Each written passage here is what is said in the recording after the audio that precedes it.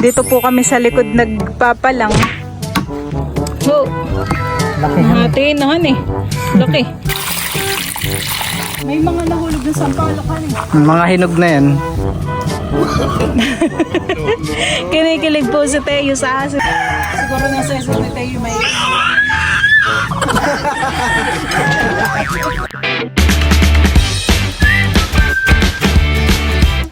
What's up mga kamilot? Welcome back sa aking channel. Super Base Vlog po ay magluluto po ko ngayon ng sinigang po na dorado. Diyan po mga kamilot at bale, ito na po yung isda na lulutuin po namin ni Bal. Ito po ay isdang dorado. Ito pong ulo ay pang sigang, tapos ito naman pong buntot ay pamprito po. Oh, grabe yan eh, laki. Nasa 1 kilo kaya itong ulo? Mahigit. Mahigit. Yan po munang buntot po ng dorado ang hihiwain po ni Bal. Nakay buntot pa lang ay laki nahan eh. Iyan pong isda ay nahuli po nung pinsan po ni Bal, si Junjun. Tapos ay huli din yan ng Tito Deyuhan eh. Itong buntot. Ayan, thank you so much po sa isda. Binigay ni Junjun. Ito pong ulo ay galing po kay Junjun. Tapos ay yun naman pong buntot ay galing po kay Tito Deyo. Pamprito daw. Kagabi ang mga tito ay lumaot han eh. Sila po'y may nahuling malaking adorado. Parang okay na yun, may labs. Yung iba ay binenta ni Junjun han eh. Yung kalahati po. Itinara lang po yung ulo. Abay, grabe naman talaga kalaki. Oo. Disin po isisigang din po namin yung buntot. Ay kaso po ulo pa lang na may malaki na. Pamprito na lang po yung buntot Makakahigop si Teo ng sariwang sabaw. Ano eh? Tunig ko sa tendera, iba ang tawag. Sa amin? Sa palengke ninyo. Baka lamarang. Hindi. Lamarang? Iwang ko parang. Parang lamarang nga. Parang lamarang. Tawag. Si Bal po ay dito po naglilinis ng isda sa likodan po ng kanilang bahay. Ito po yung bahay po nila Bal. Dito po kami sa likod nagpapalang.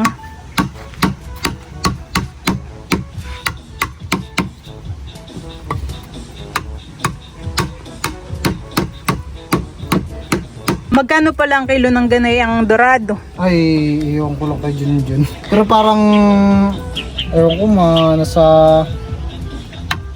Parang narinig ko kanina ay 200. Oo, Sabi nga ng tito 250 pa nga daw eh. ang kilo. Mura na yun. Pag sa palengke, mahal na ito.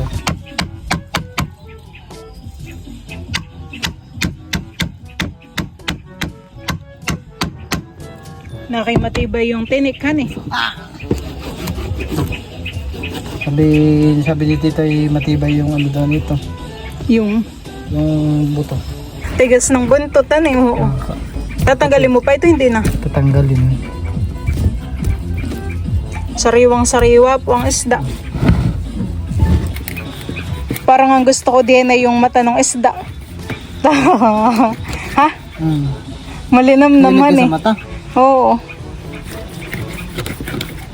Dapat itak talaga ang gamit mo. Ano totoo laman loob? Sinasama yan? Grabe po kataba na itong isda. Meron po siyang apla.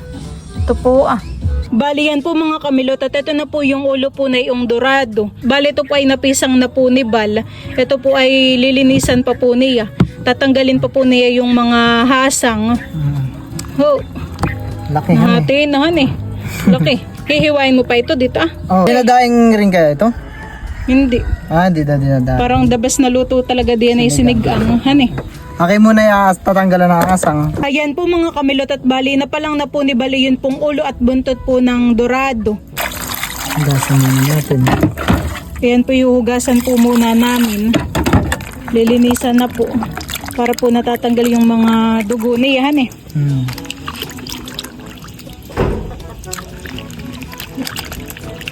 Dapat ay kuskusin mo ng maigi.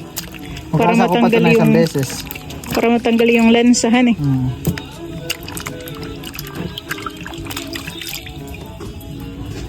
Dilig mo diyan sa malunggay iyang ano para mamunga ng isda.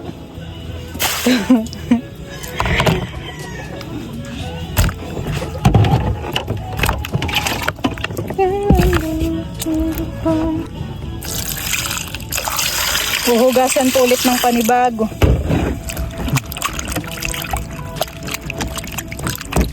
Parang kailangan natin 3 hugas. Hani, kapa ka ng tubig.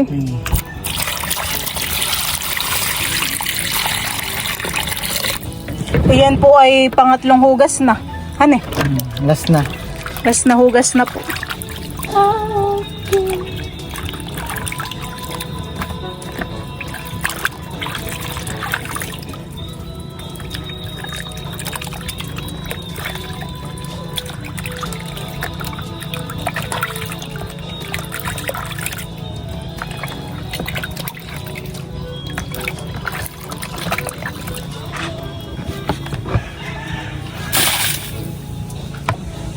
Ready ng isigang.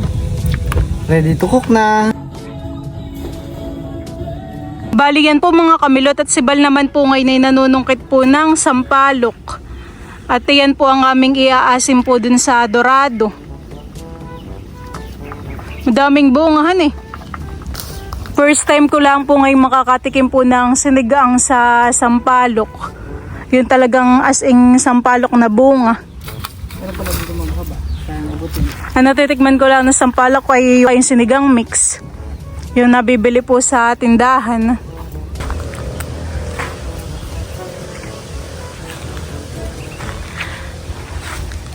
Doon naman po sa amin sa Infante, ang inaasim po namin sa isda ay katmon. Nakakalaway po yung sampalok. Masarap po ang sausaw sa asin. Nakatikim ka na ng hinog na ganito? Oo, hinog. Sasaw mo sa asukal. Ito na po yung mga nakuha po ni Bal na sampalok. Yan. Hindi kakaunti. Hindi, maasim na may lag. Dito kung ito ba maasim.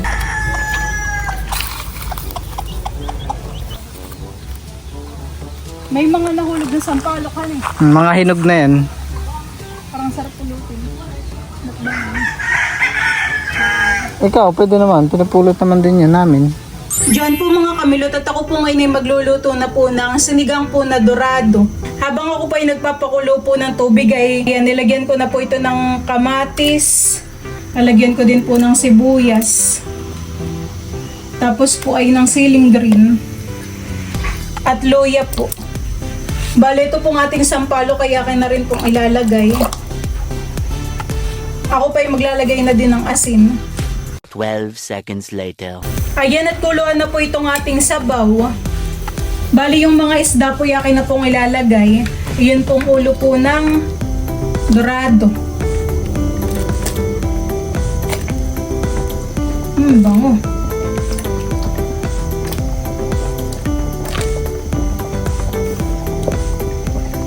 Tapos ay ito din po ay merong palang.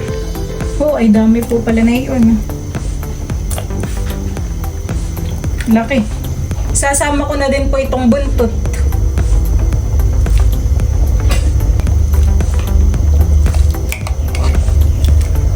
Yan at ito pong mga tangkay po ng petchay ay akin na rin pong ilalagay. Ayan po at bali lumabas na po yung katas po ng sampalok. Nadurog na din po pati. Tanggal na po yung laman niya. Paniguradong napakaasim po ng sabaw na ito.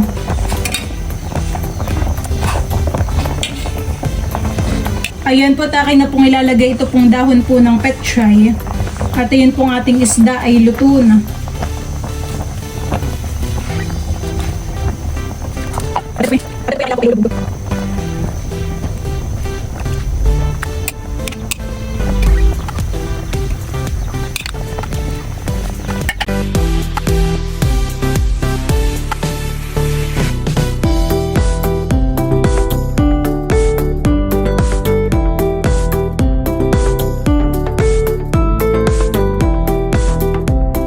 Yan po mga kamilot at una ko na pong papakainin si Teo. Yay! Clap your hands! Aba, masarap ito. Sariwang sariwa. Sabaw ng sinigang. Yum yum. Asim. Asim. Asim kilig.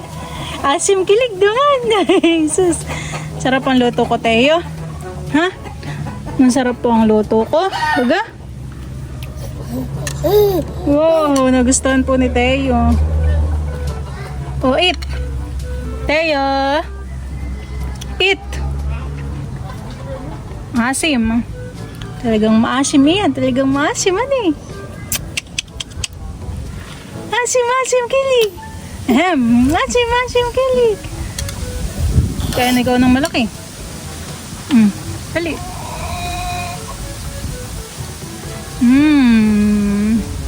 Sarap. Sarap naman talaga.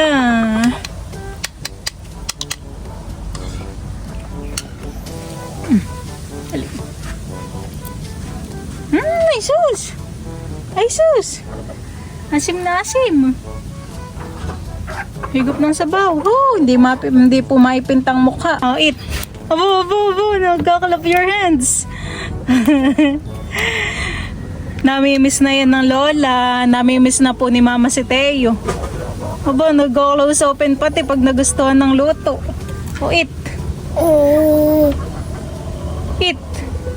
Oh, namimiss mo ng luto ng lola. Teo.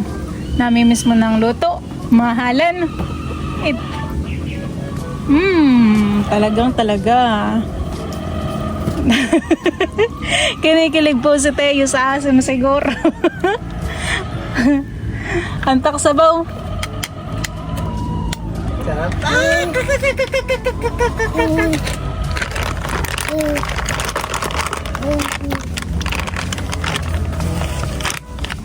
Habol sa iyo. Oh, eat.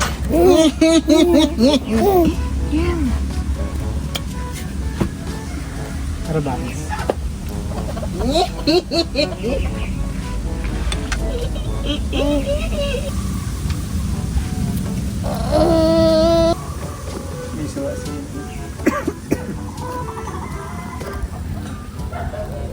Diyan po mga kamilot, at ito na po yung ating sinigang po na ulo po ng dorado na mayroon pong sampalok. Bakit nagugutom pa si Teo? Diyan po mga kamilot, at bali kami po ay kakain na. Si Teo naman po yakin ang napakain, pero susubuan ko pa't baka gusto pa. Inaantok na ikaw? Ha? Okay. Parang sarap ng kuwan kay Matapilabs. Kami po'y kakain na. Let's pray on the Father, the Son, the Holy Spirit. Bless us all our desires, which were not received from thy bounty through Christ our Lord. Amen. Kain Kain na. po. Kain po tayo.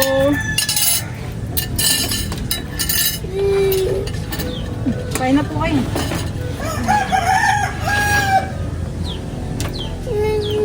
Bakit kayo nagugutom pa? Kanto. Kukunin ko po itong mata po ng isda. Ang sarap ng mata. Mata. Parang pansin kong asan niya nag-uunan kayo sa mata.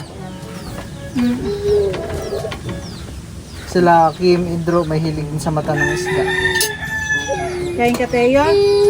Kain ka ulit, Teo. Kain po tayo. Kain po tayo. Kain natin. Ay, ito, kanto. Bako. Kakain ko lang, magkasunod kami ni Manong. Kain natin. Kain. Kala ko may pupuntahan ka. Kaya nga tayo ko, inintay ko tayo. Dinala ko na nga yung bala. Kaya mo na to. Nayukoy ko na yung dalawa. Ken. Pinayos ko lang yung speaker ko dito. Magbenta. Magaling na yan talaga. Wow! Saan galing yung suha mo? Tayo. Yung iba nga, hindi pa nga naprito ni Milot eh. Ito po ay aming tanghalian. Gusto mo pa? Oh. Gusto mo pala ni Teo. Kain ka, kain ka kain. Tara, Ken. Kain, Tim. Oh. Kain, Tim. Kaya minsan po kami marami pong kumain na ini-invite po namin yung mga tito po ni Bal at pinsan. Ay, mga pinsan mo may pasok, ano? Kapag po talagang nagbablog si Milot, inaakit ng mga tito ko. At para po matikman nila yung luto ni Milot. Para matikman ng mga tito. Kaya po kami madali lang pong akitin ay isang compound lang po kami dito sa amin. Kung magkakalapit lang po yung bahay namin. At kami pong magkakapitbahay ay magbipinsan po lahat. Magkakamaan. Mga tito at saka tita ko po. Magkakapitbahay lang po kami. Pero ang kasama lang po ni Bal sa bahay, gawa ng maraming nagtatanong may labs. Bakit daw lagi tayong maraming kumain? Ay ang kasama lang po ni Bal sa bahay ay yung lola po niya. Tapos ay ang Tito Intoy po. Ito po si Tito Intoy. Yan po yung panganay pong tito mo, hani. Ito po si Tito Intoy. Siya po yung kasama ni nanay sa bahay. Tapos pala si Junjun. Si Junjun naman ay Si Junjun po ay si Junjun po ay pinsan ko. At may bahay din po siya, kapitbahay. Isa niya lang po sa bahay niya. Tapos ang mama naman ay may bahay din, hani. Sa At ang kabilang bayan. At ang mama ko po ay sa Sinabakan po siya nakatira. Pupunta po dito yung mama po ni Bal at bakasyon. Opo. Para po si Teo ay At inaalagaan po din po ni Mama si Teo. para makabanding po si Teo. Ang mga tito Teo at saka ang tito ninyo naman ay may sarili ng bahay, hani. Kaya nga lang po wala sila ngayon na sila po ay nagpapahinga at kauwi lang po galing laot.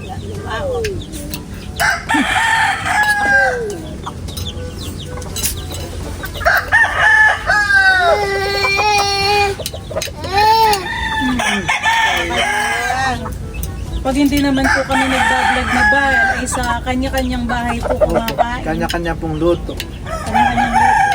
Kapag lang po talaga magbablog si Milot ay yung po talaga sama-sama po kami kumain. Tapos ang mga tito naman ay nag-share din sila ng kanilang ulam, hani. Kapag po kami sama-sama kakain ay kanya-kanya pong saing. Nagagalit si Day sa manok. Bakit maingay? Sarap ng sinigang, hani. Bakit ka nagagalit? Nagagalit. Kinanong po ni Tayo yung manok. Siguro nang sesip ni Tayo may...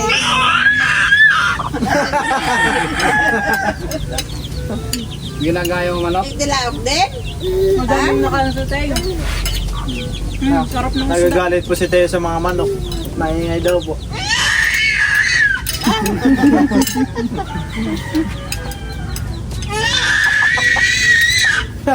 Sarap ng isdahan. Sa'yo. Ayun. Hindi mamaya na lang kumain si Junjun. Pa eh. Galing lang. Hindi ko pa nga naiporito yung isda. Nakakatulog sila. Gising na yan. Basta nagpatugtog yan, gising na yan.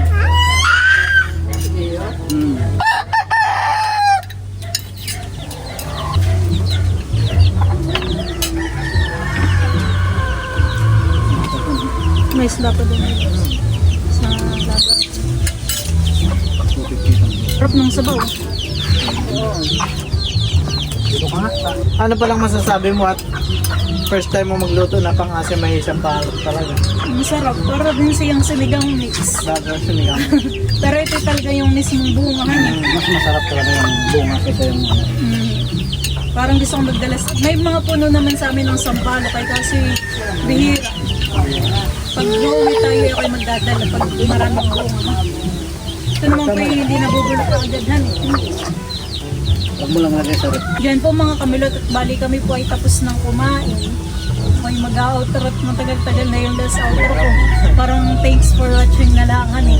So yun lang po mga kamilot. Thank you for watching. Sana po ay nag-enjoy kayo. See you at my next vlog. Bye-bye!